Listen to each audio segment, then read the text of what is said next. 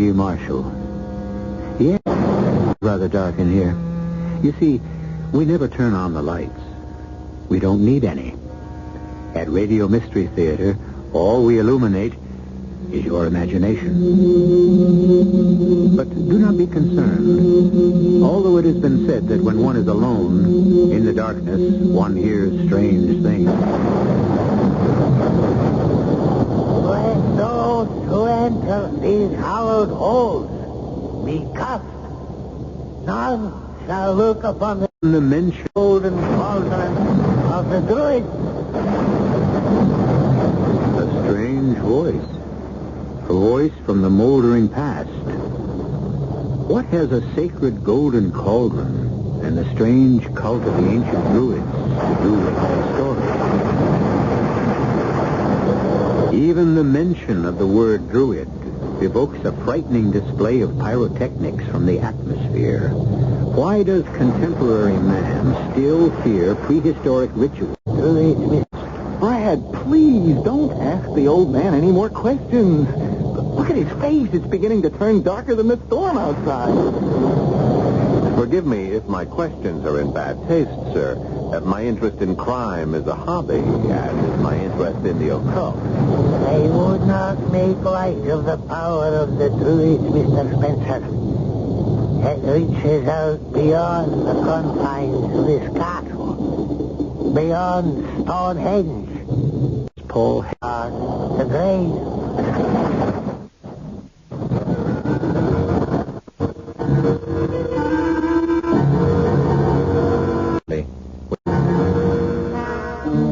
Our mystery drama, The Golden Cauldron, was written especially for the Mystery Theater by Ralph Goodman and stars Paul Hecht.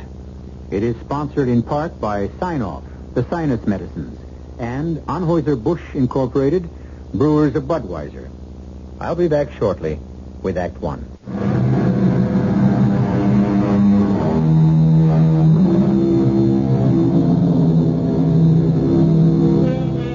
To America's Golden Cauldron, the power of the Druids reaching out beyond the grave, in this, the 20th century? Come with me to Albion Castle, a crumbling remnant of the past as it exists today. A storm rages outside, but safe for the moment are two American tourists who have come here for a skeptical look into the legend of the Druids. In the great hall of the castle, above the fireplace, there is a graven image of the castle. There is something hypnotic about this strange carved deity that is being examined by Brad Spencer, a young man who does not frighten easily. And yet, the statue is holding Brad in its spell. Well, Brad, I see you've met the lord of the castle. The likeness of the all-powerful Celtic god. Is that what he looked like, Peter? Well, I've never seen him, but when I guide the tour groups around Stonehenge, that's the face Myself. Looks rather frightening, doesn't he? The tourists love it. Fits the moody climate. Let's change the subject, Peter. Maybe the weather will improve. Don't tell me this druid nonsense is getting to you. No, of course not. It might worry Dennis. You don't know how his childish mind functions. Come to think of it, I'm not too sure how it functions myself. As long as he can earn enough money to afford that brand new Rolls Royce you two arrived in, I'm sure you don't care. That's true. I'm a sponge. Soak up the wealth I find around me. Never work. Can't help it. But Dennis is no worse than I am. He didn't earn his millions. He inherited them. I can't wait to meet him. How the tour's going? Jammed as usual this time of year. But I'm beginning to lose interest. Not in Stonehenge. Oh, no. That always fascinates me, just as this image of their Celtic god seems to fascinate you. You may be bored with your work, Peter, but I find this crumbling old castle an endless source of amusement.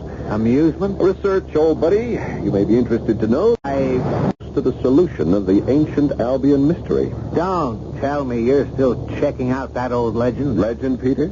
Or fact? You must have picked up a lot of information about the Druids that could be of help in clearing up the strange legend about the tragic death of the Archdruid Albion and his secret love, the beautiful Helen. Wouldn't discuss it here if I were you. It's the third. Brad, where are you? Here, Dennis. Oh, thank heaven. I thought I was alone in this spooky place. What's going on out there? An atomic blast? Relax, Mr. Wentworth. Just one of our usual summer evening showers. Oh, you know my name?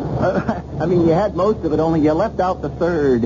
The third? Yeah, Dennis Wentworth the third. Don't think grandfather was happy with the first two. That's why he left his fortune to Dennis. Well, not a fortune, but it's enough. I think I'll go back to Killer's. We're going to have some brandy. Look, I'll be out in a minute, as soon as I change my shirt. Oh, make mine a double. Now to get back to the legend. No need to get the facts secondhand. That old car out there, the one that just pulled up in the driveway? Yeah? It belongs to Siculus. Who? Siculus. Siculus Lothbridge, one of the oldest residents of this area. Some believe he was once an arch-druid himself. You don't say. I'd like to meet him. You will.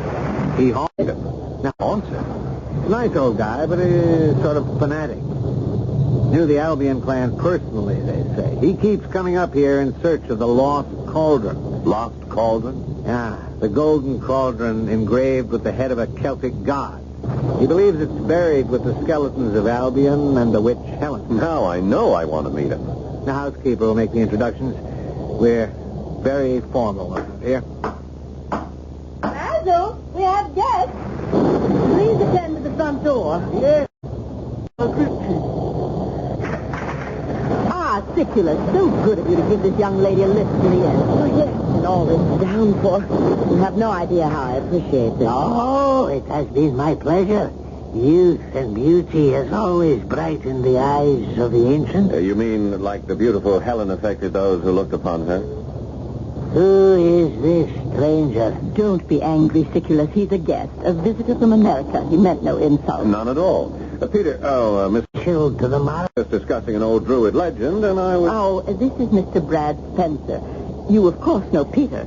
Yes, we have spoken on occasion. Off the great Spencer, this is Siculus Lothbridge, a respected elder of our community. Most happy to meet you. See to the young girl, Margaret.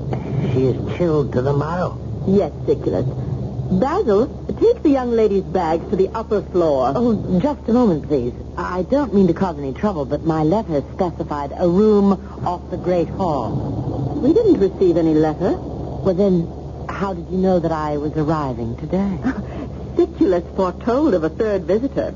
A young woman, tall, An unexpected... with blonde hair. The man's amazing. All we have is a room on the upper floor. Wait a minute. Would you like my room, Miss... Julie Chandler. Yes, I would, Mr. Spencer. Oh, then it's done. Basil, you may show the lady to my room and place my bags on the upper floor. You're sure, sir, that this is not an inconvenience? Ordinarily, yes, but for an unexpected third visitor, tall, slender, with long blonde hair, who am I to tempt the wrath of fate? Thank you again, Mr. Spencer. Oh, Brad, please. Brad. And I will hang on to this small bag, Basil. You may carry these others to Mr. Spencer's. Sorry, I didn't mean to bump into you like this.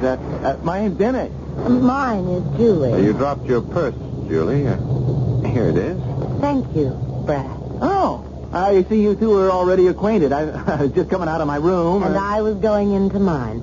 It looks like you and I are going to be neighbors, Dennis. Mr. Spencer was nice enough to trade rooms with me. Oh, terrific. See you later, Dennis. Yeah. Yourself a... Wow. Beautiful blonde in a room next to mine. Thanks, Brad. Things are looking up. Try looking in this direction, toward the fire. We have another visitor who's not so pretty. Oh, the old man? Yeah, just arrived with Miss Chandler. You're right. He isn't pretty. Wow, what a weird face.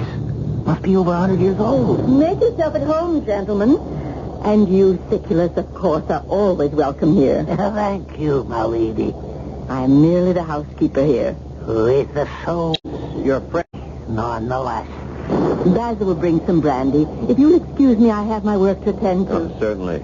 If the fire burns low, please tend to it, Peter. It's the only source of heat here. I will, Margaret. Rather attractive for a housekeeper. She's been looking after this place since Sir Lawrence left. Introduce your friend to our visitor from the village. He Elaine. Mr. Lothbridge, this is Dennis Wentworth III. Pleasure to meet you, Mr. Lothbridge. What do you know of the Druids? Nothing. Peter here was telling me all about this place. It was tragic about the poor girl, her lover. You mean Lady Elaine? Lady Elaine. The recent murder of Lady Elaine and the disappearance of her husband, Sir Lawrence. No, we're referring to the tragic murder of... Can't help it, murdered Albion and the beautiful witch, Helen. That happened hundreds of years ago. We speak of that no longer. Lady Elaine was murdered a few months ago.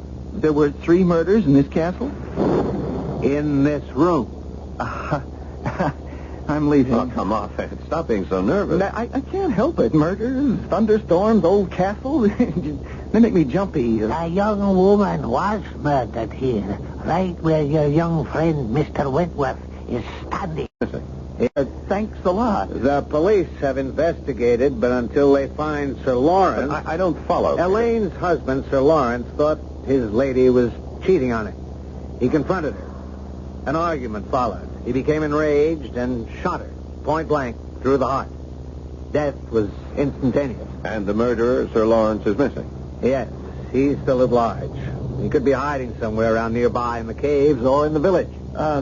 Brad, you sure you don't want us to leave? Just when things are starting. Resting. A poor girl has been foully murdered. Why do you find this interesting? Oh, I'm in sympathy with the girl. But the thought that the murderer is at large, possibly stalking this castle, his castle. This is Archdruid Albion's castle. Yes, sir. As you say, sir. Sir Lawrence bought it for amusement. He is not from this land. He is a stranger to Stonehenge. The foreigner's presence here You seem... is the sacred memory of Albion. I gather Sir Lawrence is not liked by the local townspeople. I only blame Sir Lawrence. I have never held malice toward the poor child he tempted, wed, and then foully murdered. She was innocent. She had no other lover. You seem sure of that. When Sir Lawrence was not here, she would often send for me. I would stop by to speak with her. That tragic move sent word. She wrote, "Come tonight. I have something to tell you about Sir Lawrence. It is most urgent." And you arrived too late. Yes. Then it was you who found the body. Why do you ask all these questions? I have already told everything I know to the police. I'm sorry if my questions disturb you, sir. It is you who disturbs me. We will speak of this matter no longer. Well, as you wish. One of... Understandable. But you do not seem to be a talkative man by nature. Why have you told us this much? The evil murder has troubled my mind. As I told you, I know the girl's family. Her father was one of us. One of us? One of the townspeople. I also know her mother. The child was most beautiful. Her angelic countenance was known to all who lived. Really none of... Hallowed ground. Of course, you are referring to the hallowed grounds of the Druids. You speak of it often, as though you are privy to personal knowledge of the Celtic cult, their rites, their rituals. I understand they practiced human sacrifice. Let's not get into that, Brad, or this murder. It's really none of our business. We just came here for a little sightseeing, right? Right. Oh, tell me, Mr. Lothbridge, you say this murder took place a few months ago and that you arrived the night when the... Daddy'd like... Take my leave now. I would not be here at all if I had not come to bring the unexpected visitor, Miss Chandler. Whom you somehow expected. Who is she, Mr. Lothbridge, this Julie Chandler? Has she been to Stonehenge before? Brad, please. Mr. Lothbridge is tired, Brad. He'd like to be on his way back to the village. And so would I. Would you give me a lift down the mountain, Siculus? Oh, yes, come. But we will speak of no... Good night, Mr. Lothbridge. Forgive me if my questions were in bad taste. My interest in crime is a hobby, as is my interest in the occult. I would not make light of the occult, Mr. Spencer. The power of the Druids dates back to the Stonehenge. It reaches out beyond this castle, beyond Stonehenge, beyond the grave. Well, Brad, another friend. We're going to need all the friends we can get. What are you talking about? Dennis, we're not leaving. Not until we check out this murder of Lady Elaine and the disappearance of her husband, the mysterious Sir Lawrence Cumberland.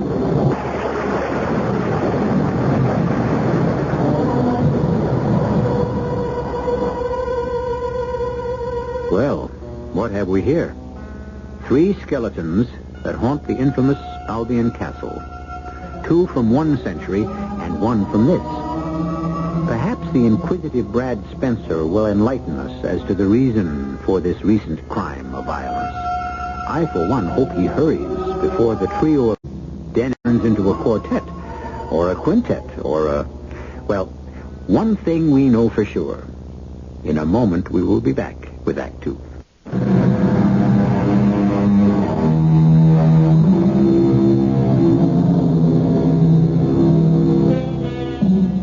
It is a few moments later. Dennis is still staring at his friend Brad in disbelief.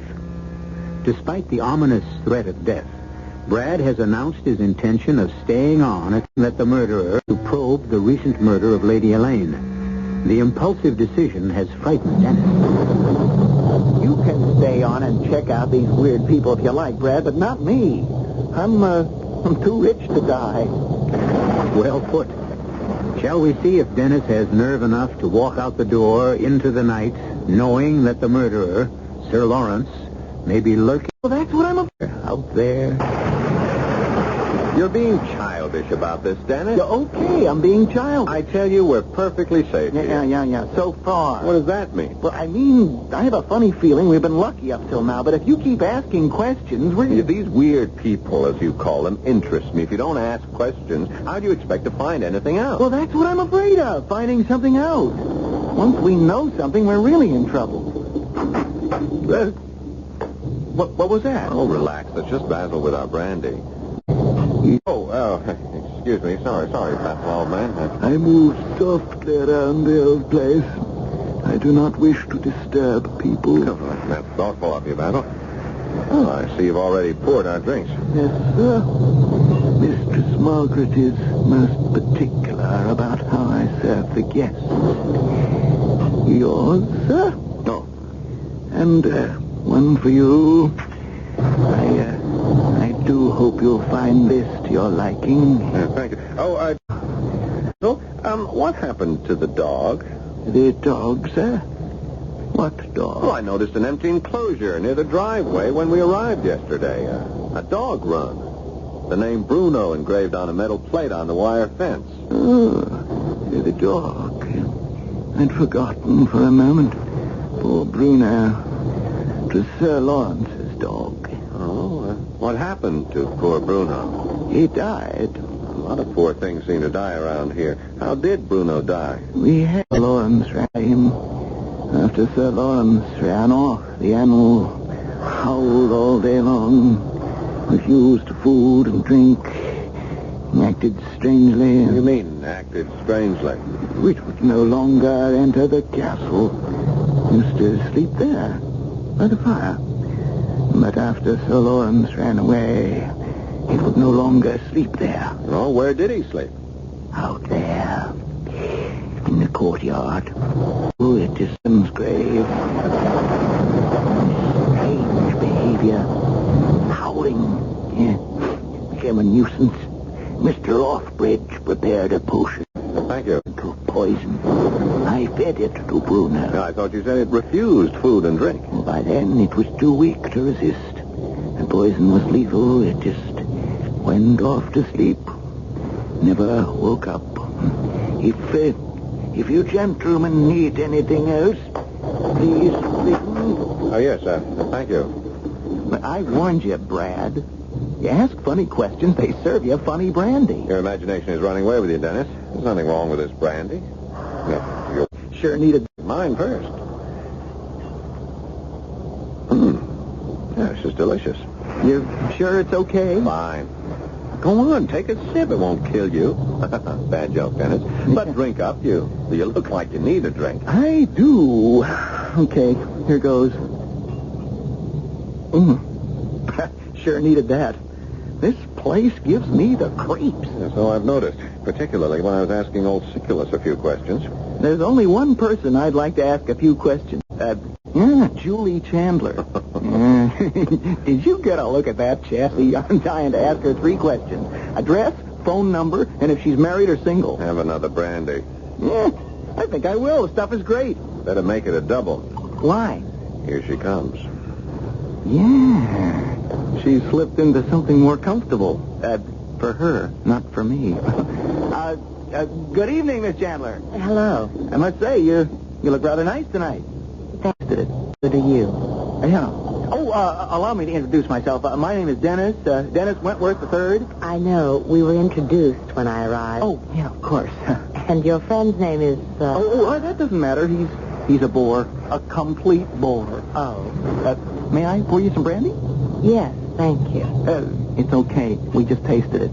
I mean, it's a fine brandy. Brandy. Excuse us, the young lady and I... Brad, that's it. Brad Spencer. Is something wrong with her? No, just restless. May I sit down? Oh, please. Oh, thank you. You were saying, Julie, may I call you Julie? Certainly, Dennis. About this being restless. That's why I decided to travel. See new places. I've read about Stonehenge and heard about this old castle that's been... As you call. ...in by Sir Lawrence. And I decided to come here while I was traveling abroad for, the novelty of it. Now, Julie, you know that's not true. Isn't it, Brad? No. You've been here before. You knew of the rooms off the Great Hall, and the name Sir Lawrence isn't mentioned in the travel folder that suggests this inn, as you call it. You haven't been traveling abroad, Miss Chandler. You live abroad. In Ireland. Dublin, as a matter of fact. Well, how would you know that, Brad? Miss Chandler dropped her purse. What? Rooms, I swiped her wallet. Oh, here you are, Miss Chandler. And I thought you were honest. I had hoped you were, too. It's seldom I meet a man who is interested in more than he sees. Thank you. Tell me, Brad, what do you do for a living? Oh, live. Don't you work? At living, yes. How do you feel about me at this very minute? Fascinated. That's encouraging. I'm glad I took the extra time to put my face on just right. Well, it's not the face I find fascinating. Not that it isn't a very pretty face. It's what's behind that beautiful mask. What's going on inside that lovely head of yours. Still the analytical male. Haven't you ever made a decision that was impulsive? Yes, once. I discovered it was a foolish one. Would you like to kiss me? Impulsively or analytically? Any way you choose. Wait a minute. You two just met. You're not gonna... You're outside. I found that exciting. I find this depressing. Did it do anything for you, Brad? I don't know. Let's try it again. All right. Now, that's what I call a kiss. That was a shot, you fool. The window is shut. Yeah, it came from outside the castle. Okay, get down, both of you. Whoever that is lurking outside. Sir Lawrence. Perhaps, but how did you know about Sir Lawrence? Well, they told us when... They didn't tell her. The front door. It's opening. Peter. The link, but... Is everyone all right? Well, I thought you left. We did. Siculus had a strange premonition. Said he felt the presence of Sir Lawrence in the wooded area beyond the castle grounds, so we returned. I could feel the evil nature of the man. Remain silent. The link between the living and the dead is still here, just outside this room. Mr. Spencer! Peter! What is happening? That noise I heard. Well, that was a head of the Dryden at a distance of, I'd say 100 yards or so from ground level. Ground level? Wow, but you would know that. Simple.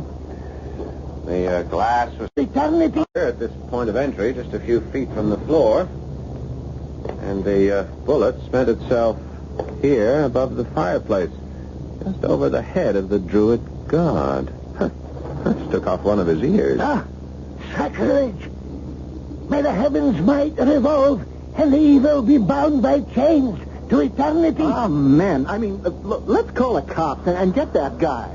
We have no telephone. This is an isolated area. The castle was renovated, but it has been impossible to string phone wires up to that implication of contact with the outside world. Oh, great. That means we're on our own, sitting ducks for Sir Lawrence. If that was Sir Lawrence out there. What does that mean, Mr. Sherlock Holmes? Well, simply this.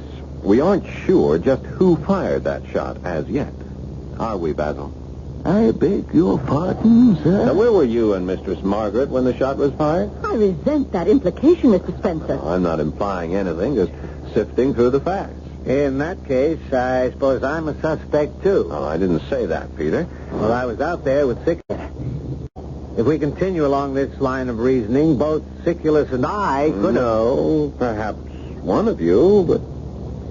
Mr. Lothbridge, did you let Mr. Brooke out of the car before you reached the driveway? Yes. I felt a presence. I could sense someone, something was out there. Mr. Brooke asked to be let out so he could look around. And you two separated? Yes. And then you heard the shot? Yes. I see. Well, then you... What? It could have been that. No, I never said that, Kenneth. Nor did I say it could have been Basil or Mistress Margaret. Mr. Spencer, we are not amused. I am. Intrigued. And innocent, of course. Can you prove it? I was standing right here next to you when the shot was fired. What about the gun you carry in your purse? You'll find it's not there anymore, Miss Chandler. What? You're right. It's missing. How did you know I had a gun in my purse? If you recall, when we exchanged, dropped your purse, I picked it up. As I handed it back to you, I noticed it was rather heavy and felt a slight bulge, the outline of a snub-nosed .38 revolver. You are observant. And this spent bullet, embedded here in the wood paneling above the fireplace, came from a .38. Quite possibly your gun, Julie Chandler. I must say I'm impressed, Mr. Spencer. Well, then, He who had... it's just two of us who aren't suspects. You and me, Brad. Unless you suspect me. No, Dennis, you're safe. Then you are saying that one of us may somehow be involved in this incident. I'm sure the man is joking. I, for one, care not for a man's jokes. And I say to you again, beware ye who enter Albion's castle. Those of you who would mock this uneasy resting place will leave immediately among these ancient stones. This is holy ground, coveted by the Celtic god. Agreed. But in case the Druid god forgets to covet this place, I suggest we send someone for the police. He's right. We should not wait another minute. All right, then it's settled. While the others remain here in guarded silence, one of us will leave immediately and inform the authorities. One of us. Yes, Peter. But who? Good deceit.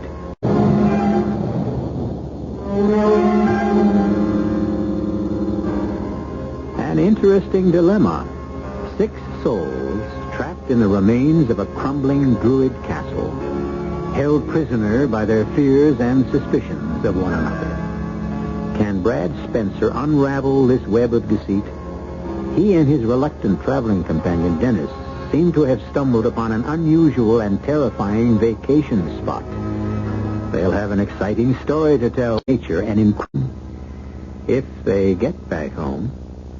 I'll be back shortly with Act 3.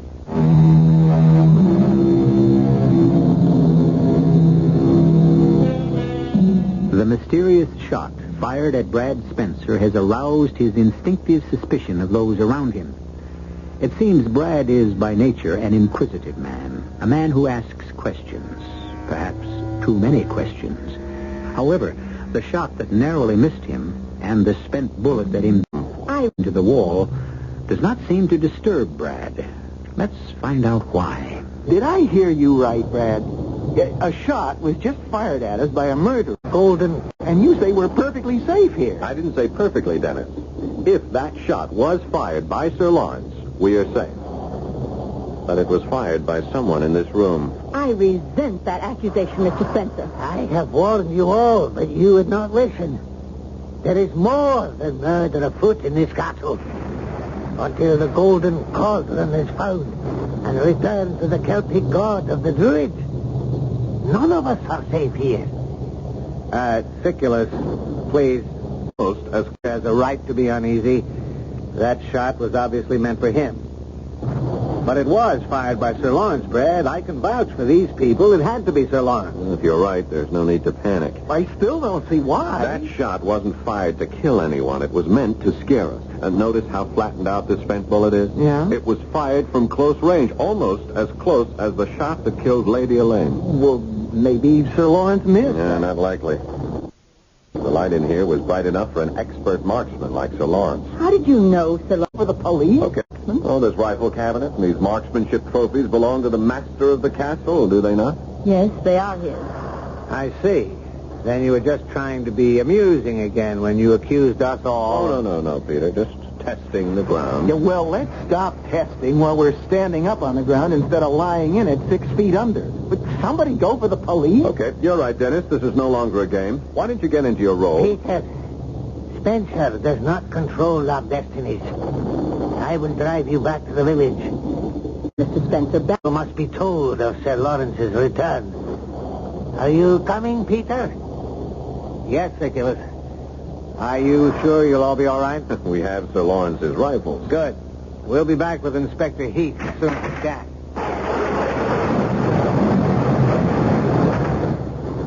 if we have your permission, Mr. Spencer, Basil and I will secure all doors and windows from the inside. Come, Basil. Yes, Miss. You are an interesting man. I just love the way you put two and together. Now, let's really put two and two together and see if we can come up with one suspect. The man who fired the shot. Then you believe it was a man and not me. Julie, you were standing here right next to me when the bullet came crashing through that window. That's right. But you're confusing me. You did say the shots came from my gun. Or another 38. But let's take one thing at a time. Consider the dog. The dog. Bruno, Lawrence's dog. Basil said it howled all day long after Sir Lawrence disappeared. They had to destroy it. That's obvious. I don't trust that guy. Yes, but why did it howl? It was Sir Lawrence's dog. Why didn't it run off, go searching for its master? Well, maybe they had it chained up. No, Dennis. Now, if you remember, Basil said it howled all day, and at night it slept out there in the courtyard on Albion's grave. Oh, how gruesome. Or how Refused. Obvious? Yeah, you remember that story about Greyfriars, Bobby, Julie? I'm sure you do, Dennis. They made it into a Disney movie. Oh, yeah, I saw time to think. Dog whose master died. Yeah. Now, we'll go on, Dennis. Oh, good Lord. What's the matter? Yeah, they buried his master, and the dog refused food or drink, howled all day, and at night slept on its master's grave. Exactly. You don't think That's been our problem up until now. We've been kept so busy, we haven't had time to think. Come on, Dennis. Where are we going? Out there in the courtyard to dig up Albion's grave. And what am I supposed to do while you boys are gone? Wait here. Then you found...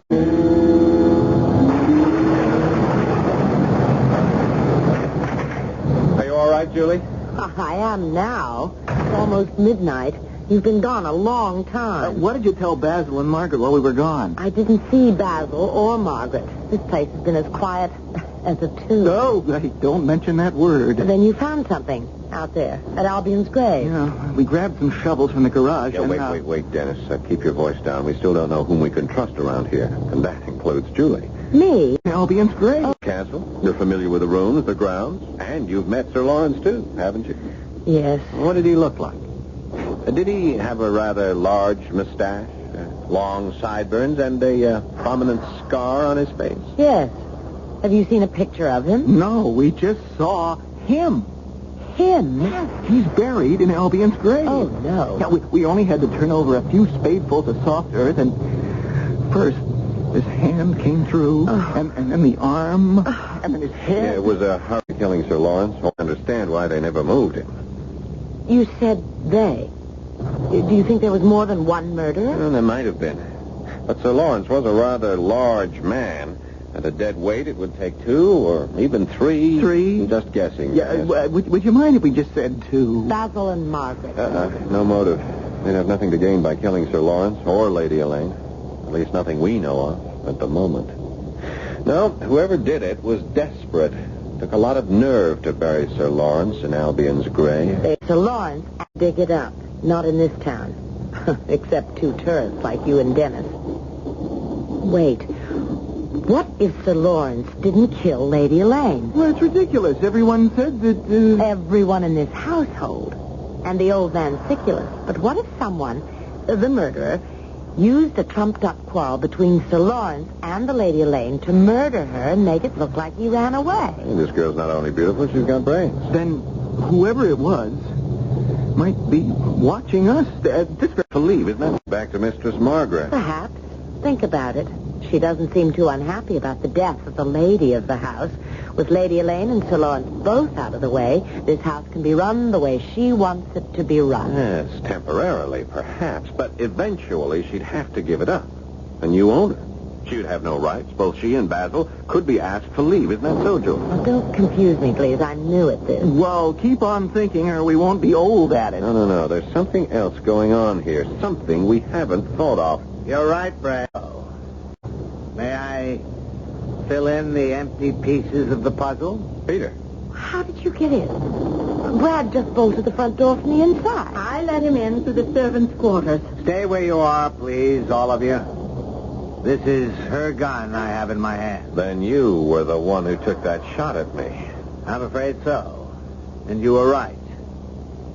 I have no intention of hurting you and have none now. If you cooperate. Well, we'll cooperate. And you were the one who... There's no need for further... You're not... Brad. You and Miss Chandler were getting so close to the answers, I don't mind telling you what happened here. Oh, well, please do. It's hard to believe a good friend of mine has turned into a murderer. We don't have to tell them anything, Peter. That's all right, Margaret. We'll be on our way in a minute. There'll be no witnesses. You're not going to kill us, too. Quiet, Dennis. I would like to hear the answers to these questions that have been bothering me. I hate to die an ignorant man. It makes more surprise to you to know that we didn't kill Lady Elaine. Sir Lawrence did. They'd been quarreling when Peter and I rushed in about his infidelities, not hers. He had just shot her. She died instantly. I struggled with him for the murder weapon. A .38 like this one I'm holding. And he died in the struggle. Margaret helped me bury him. Siculus and Basil were in the village that night. They knew nothing of what went on here. I believe you. Well, I'm sure you do here when the... But you don't, Dennis. Nor do you, Miss Chandler. And a jury won't. But if Brad You're trusts you... wasting your breath, Miss Chandler. Peter and I have talked this over. We've decided to trust no one except each other. You and Margaret? It's been that way for some time. Sir Lawrence is dead, and I can't be here when the police arrive tomorrow. There'll be too many questions to answer. What have you done with Siculus and Basil? The wine cellar. After we leave, you can release them. All right, let's have the keys to your car, Dennis. The keys? To my brand new Rolls? Siculus' car broke down as we reached the driveway. It can't be driven any further. Yeah, but if you take my car, how do we get out of here? That's the idea. Give them the keys, Dennis. Okay, if you say so. Here, but drive carefully. I love that car. Let's get out of here, Margaret. It'll soon be daylight. I'll be happy to be rid of this awful place. I want him to look. Quick, Julie. Bolt that door from the inside. And Dennis, Yeah? run to the servants' quarters and bolt that door shut again, too. Right.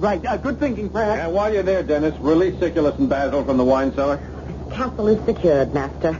But why all the precautions? And why do you have that I've got him where I want him look on your face? Just come to the window and listen. It sounds like our culprits are having trouble starting Dennis's car. Is the engine missing? Yeah, sounds... But this is. What is that? The coil wire to the distributor. I removed it when Dennis and I were in the garage. The car won't start without it. You knew Peter and Margaret would not be able to get away all along. But I had to give them a chance to make it their decision. None shall escape this castle of eternal death.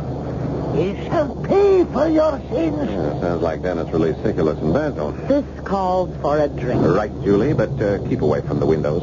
Peter still has your gun, and he must be getting angry by now.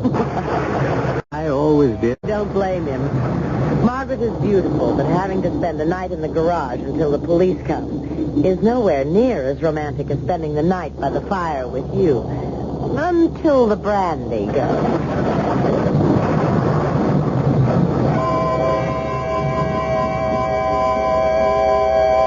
I always did like a detective story with a happy ending.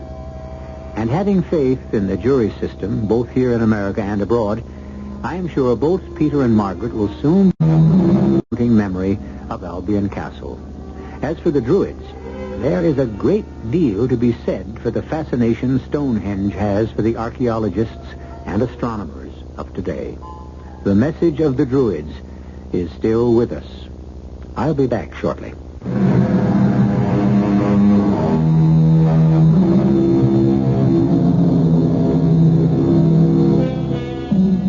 We hope the story you just heard will not cause any embarrassment for the travel agencies in your city.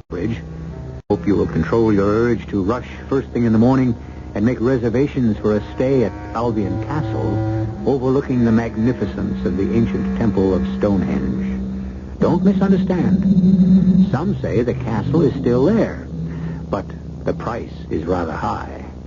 To quote our good friend Siculus Lothbridge, "Let all who enter these hallowed halls in mockery pay for this transgression with their lives." Our cast: Paul Hecht, Patricia Elliott, Clarissa Blackburn, Robert Dryden, and Russell Horton.